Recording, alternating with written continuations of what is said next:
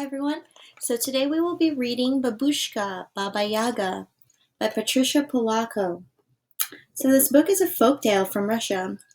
In Russia, a babushka is an old woman or a grandmother, and Baba Yaga is a character in Russian folktales. She's a scary witch who flies through the air and eats children, and the Baba Yaga in this story is different. Let's find out what's different about her. So there's always stories about these creatures, right? And we are going to find out what a babushka is and what Baba Yaga is like.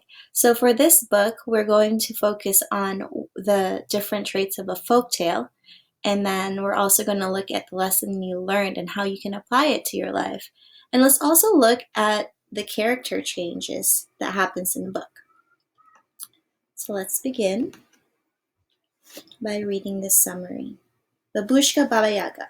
Baba Yaga is a witch famous throughout Russia for eating children, but this Babushka Baba Yaga is a lonely old woman who just wants a grandchild to love. Seems like there's a difference between the two characters here. Patricia Polacco is an author and an illustrator of this, so you'll see that she's written a lot of books that you might be familiar with.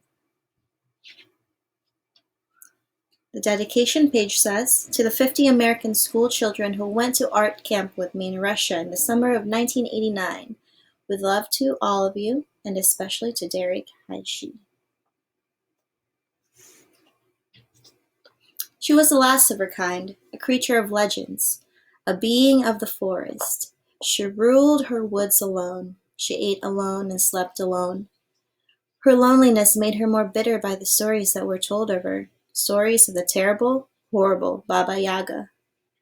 And so she watched sadly from afar as the people of the nearby village celebrated the seasons of their lives together, kept holidays together, and rejoiced at weddings. Most of all, they pleasured in the birth of their young. How her arms ached just to hold a little one, if only for a moment. How she longed to have a young one of her own. But she was old now and knew that it would never be.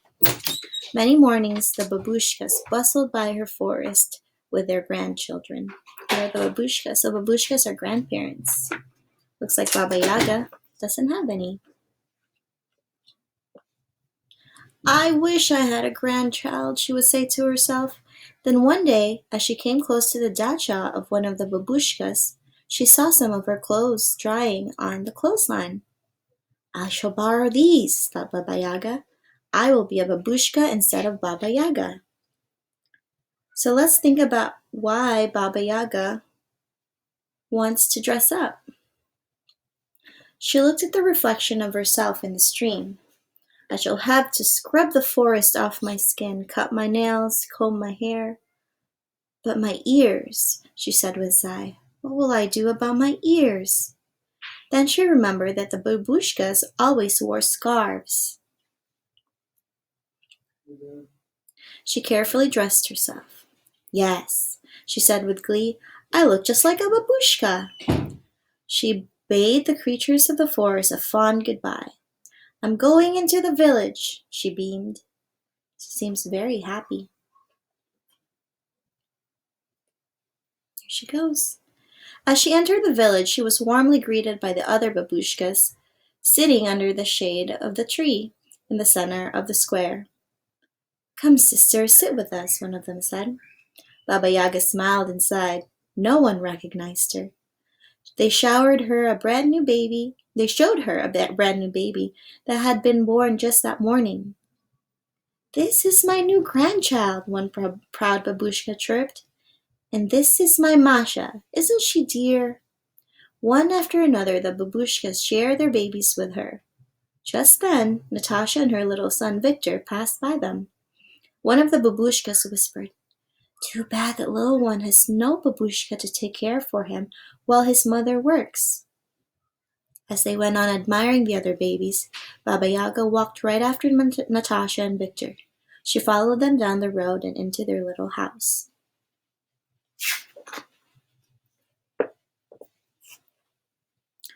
"Old one," Natasha greeted her cheerfully. "How is it that you are here?" Perhaps you can help me, Baba Yaga said. I am new in the village and quite alone. I need a place to stay. I can cook, clean, and take care of your son for you. I have no money to pay you, Natasha answered sadly. I need no money. All I will need is a place to rest my old head and perhaps a little food. Then you shall indeed stay with us, old one. I kiss your eyes and hold you in my heart, Baba Yaga said happily, and stay she did. Oh, how happy she was! When Natasha went to work in the mornings, she and Victor cleaned the little house together. When all the tasks were done, Baba Yaga took Victor to the edge of the woods. This was her favorite part of the day.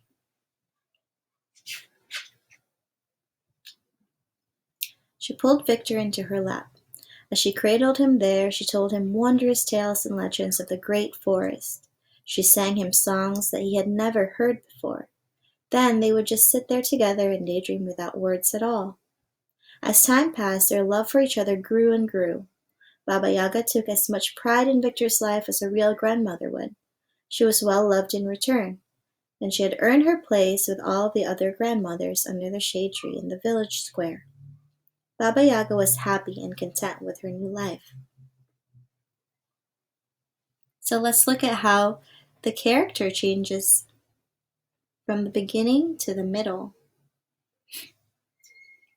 Then one day, as the babushkas gathered, they started telling stories to the children. One spoke of Ivan Tarasevich, the gray wolf and the firebird. Another told of the tale of Sister Alyosha and Brother Ivanushka. They all laughed.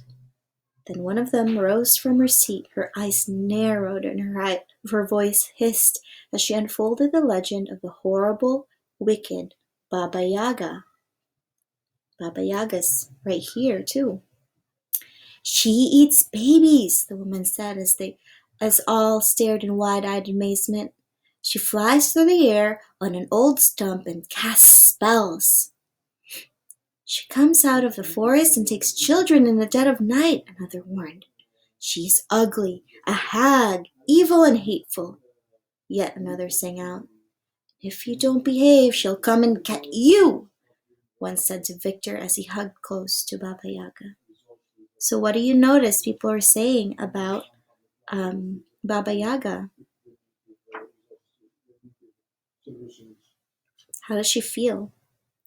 That night, when she put Victor to bed, he cried himself to sleep. Baba Yaga tried to calm him, but her own heart was heavy and sad. There was only one thing to do: go back to her home in the forest before Victor learned who she really was. She left a note for Victor and his mother saying, I kiss your eyes and hold you in my heart, my beloved ones. I will never forget your kindness. Signed, your Babushka. She left, never to return. For a very long time, Victor went to the edge of the forest almost every day. It helped him remember his Babushka, whom he missed so. Then one day, as he sat, he saw yellow, evil eyes peering at him from the deep blackness of the forest.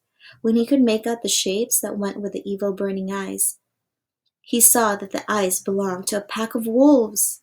He screamed for help, but he was soon surrounded by them.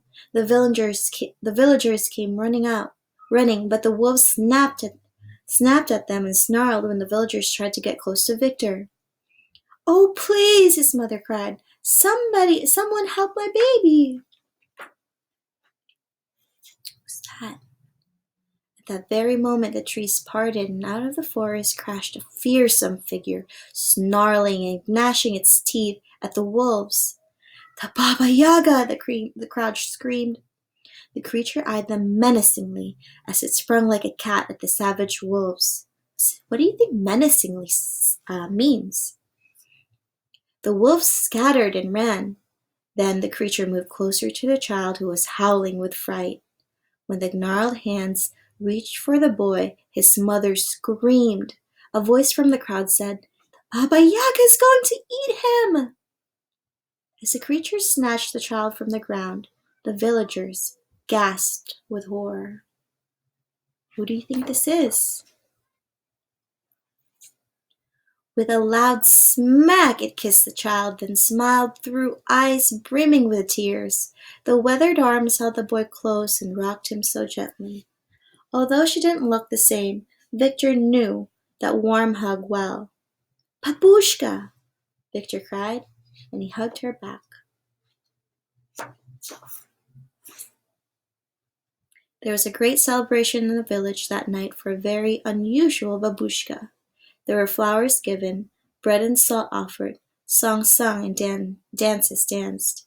One of the babushkas moved closer to her and took Baba Yaga's hands and called out, "Those who judge one another on what they hear or see, and not on what they know of them in their hearts, are fools indeed." "Hear, hear!" the mayor sang out as everyone cheered. So what lesson did we learn here? What did she just say?